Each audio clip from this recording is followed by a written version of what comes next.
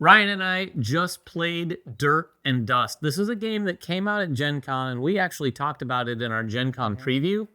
Not having full knowledge of the game at the time, I think for me anyway, there is quite a bit more deck building in this than I anticipated.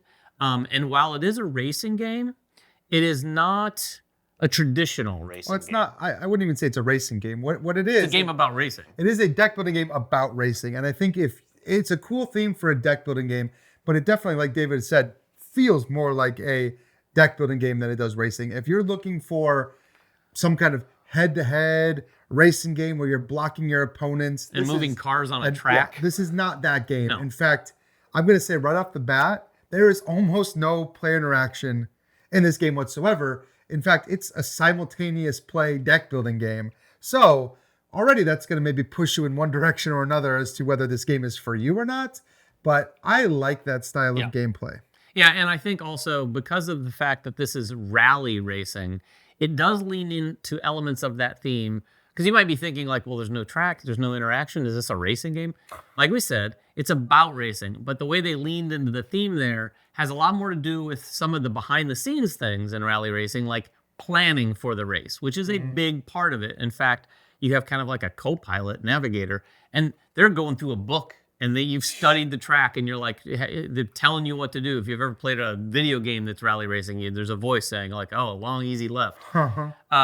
That's evident here because that's effectively what you're doing in this is taking the stages of this track that you're on and being prepared for them. The things you do on your turn, among other things, is create traction. You're going to spend that traction to sort of like, okay, I'm prepared for this coming up. It doesn't even need to be the next part of the course. It can be a later one, but you're prepared for it, and that's how you're going to score points. Yeah, that's how you're going to score points. Every time you complete one of these stages, you're going to score points, and it works in an interesting way.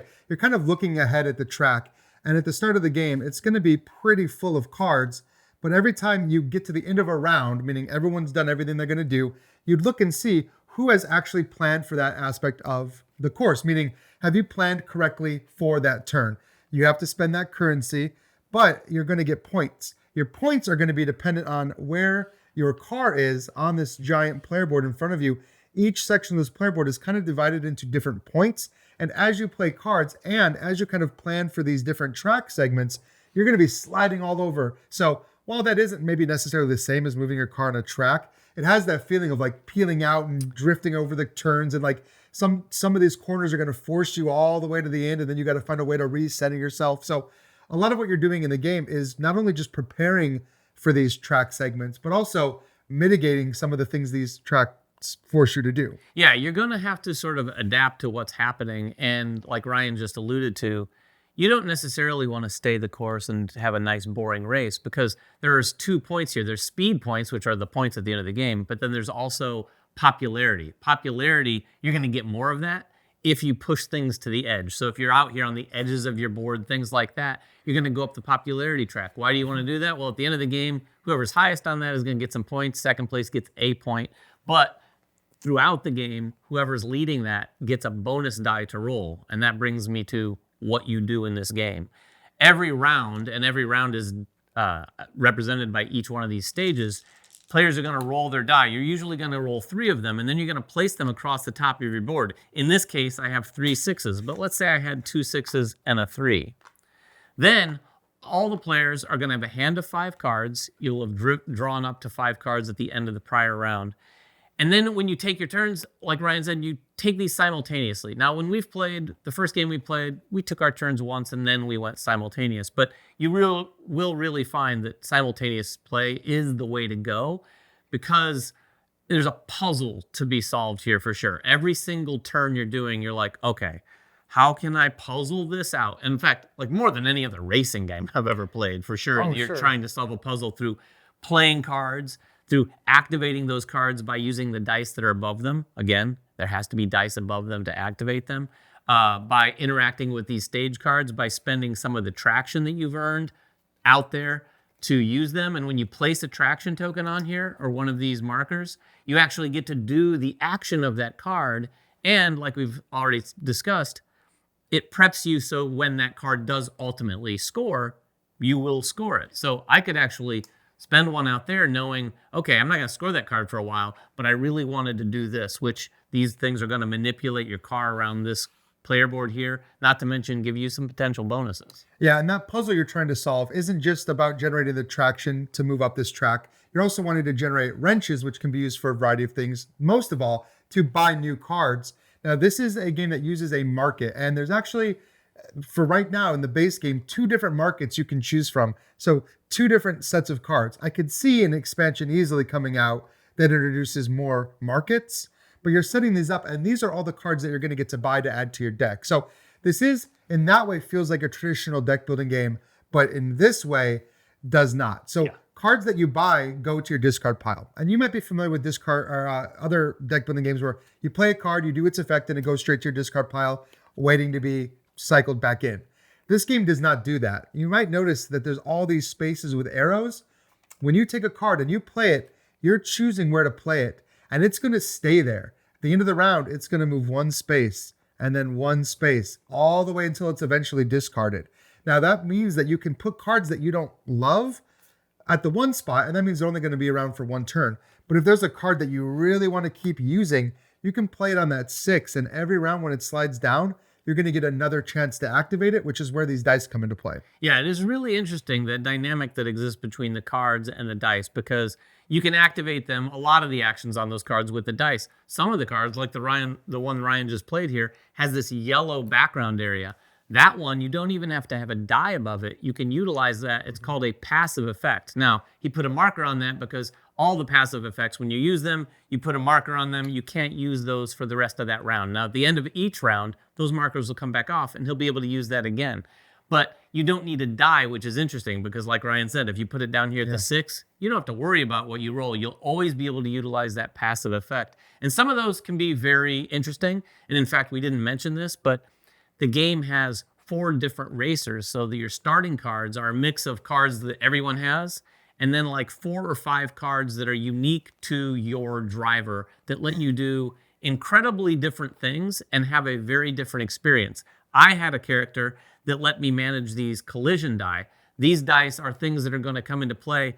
For instance, when you need 2 traction, you can just take one of these die. You get 2 traction, which is great. You need traction to get out here and mark these cards, but then you have to roll the die and take damage. The damage is going to move your damage marker, and every time the damage marker gets to the end of the track, you flip over the next damage token, and these damage tokens or effects effectively make it trickier to play the rest of the game. The first one makes it so you slip and slide a little bit more than you might want to. The next one makes it so the cards are a little bit more expensive, up to and including things like, oh, now you don't draw, you don't have a hand size of 5, you have a hand size of 3. That's not great in a deck building game. Yeah, but these powers, these player powers, are these certain drivers that you're playing, all do want you to play a very specific way. My guy wanted me to call out cards, and she generated a lot of wrenches, which was buy power. Whereas David, you were able to like just not even really worry about your collision dice because you could like ignore the collision dice. And then there's 2 other characters we haven't played with yet that have varying abilities as well. All of these abilities and all of these cards that you're going to buy and the starter cards all kind of form your deck as you're playing. But the real goal here is to play cards in specific ways to gain not only just these 2 currencies, but also manipulate where your car is on this track. You're seeing that there are these yellow and these red spots on the side. Anytime that you're in this yellow, you're going to unlock a lot of abilities on cards that require you to be in the yellow. And then if you're on this red, instead of getting points every round, you're getting popularity on this popularity track to eventually maybe get that other die. There's also ways to earn these red dice, which is something I did a lot with my play, that you can roll and then add out to the board as well to kind of extend your turn. All of that is designed, all of this card play is designed to increase basically these 2 stats, because really that's what you need in the game. You need to buy cards and you really need traction, or else you can't complete some of these planning cards, and you're leaving a lot of points on the table if you do that. Yeah, I mean, that's probably the most basic and simplest way to explain it, is get a lot of wrenches, get a lot of traction, those 2 currencies, while at the same time not, crashing. Basically managing your car such that you're not wildly going potentially off the ends. We never did this in our game, but if you do go off the end, it forces you to take one of your collision dies, roll it up and add it. I didn't mention this earlier, But when you take a collision die and roll it, you suffer the damage right then. You might get some popularity because you're being a risky driver. But that die remains with you until you might do something to repair it. And there's not a lot of options to repair it, although you can repair them. What that means is at the beginning of every round, in addition to the normal dice that you roll, you have to roll all the collision dice you've taken. Now, like Ryan said, my character it seemed like it was incentivizing me to be a little riskier. So right from the start, I took 2 of those things. I got my traction up. It allowed me to plan some of those cards early. So then I didn't have to really worry about planning these stages as much for my next few turns. So I kind of shifted towards trying to manage the collision die. And like he said, I had a card that allowed me, if it were out, I had a card that allowed me to basically ignore these collision die or effectively make them blank so I didn't have to take any of the damage. So it was a really interesting and exciting sort of take on a thinky game that's about racing. Yeah, it is very thinky. I mean, it's very thinky, which is why we said you really do want to play this simultaneous, because you can get to some maybe some AP situations. For sure. Because what you're doing on your turn, you're doing it in any order. So like you can choose to play a card and then activate that card, which might discard a card from your row, which then lets you put a new card there, which maybe then can be activated, or you can spend these wrenches to change the die and go up one, and now maybe I want to use this one, which is going to move my car to another level. Now that my car's in the lower level, then I can start spending traction to move it left and right. So there are a lot of different combos that you're going to kind of see here, and the characters themselves want you to play a specific way. Those specific cards for your driver are going to all kind of be kind of based around one thing. And if you play them together, you're going to start to see how they synergize together. You're going to look at cards out here that synergize with what you're already doing. My character, like I said, could call cards out, but then my passive power, my main power, was that I could look through my stack of called out cards and pull any one of them back and just put it on my board. So I had this insane amount of flexibility where my deck was really thin, but I had a reserve of like 5 or 6 cards at one point, and I could always have, as long as that card was out on the table and I could activate it, I could always pull exactly what I needed and put it exactly where I needed it to go. And I tried to really lean into that power, and I felt like solving that puzzle, or like feeling like, okay, I figured out how to get my traction, and I figured out how to get back here, and I figured out how to get up to the 4, so I'm getting 4 points. It just leaves you feeling really good. Yeah, and I think if you're sitting there thinking like, oh, that does sound thinky, it does sound like we mentioned AP, I do think it could lend itself to maybe some AP players really trying to think out every single detail. I mean, both of us did that at times for sure. So there is a solo game. I do think the game is designed, it feels a little bit more like a game that's that puzzle to solve, like many solo games are. We haven't played it at more than 2 players, so it went pretty quickly at 2. Yeah, and it wouldn't go a ton longer with 4. I don't think it would go a ton longer as long as everyone was playing simultaneous and no one was getting too much AP. Now, the upside of that is that it lent itself to some incredibly big, satisfying turns. But I'll caveat that by saying this game is a bit of a roller coaster because some of our turns were crazy. Like I had some, like the one that Ryan was just describing was like, oh, I could do this and I could move my die. When you solve the puzzle by doing all those little machinations, it is very satisfying. Now, on the flip side, there were some turns that were like, oh, I just can't do. I roll 3 dice. I get 6 wrenches. That's my whole turn. Okay. I can't solve the puzzle, so I have a very sort of like maybe more mundane turn for sure. So there's going to be some ups and some downs. And what we at least also found in our play here is it didn't ramp and ramp and ramp and ramp. I actually went out fast, quickly, and then it was kind of all downhill from there. And by downhill, I meant it became a little easier for me. Coasting. But yeah, literally. By the end, the last 2 rounds of the 10 rounds, I was right here in the center of my board where you're going to get maximum points. I'd placed all my markers on all the cards, so I didn't have to manipulate this car back and forth because I'd had markers on all of these. And these are really some of the very few ways to manipulate your car. And if you're in the center, then that's good.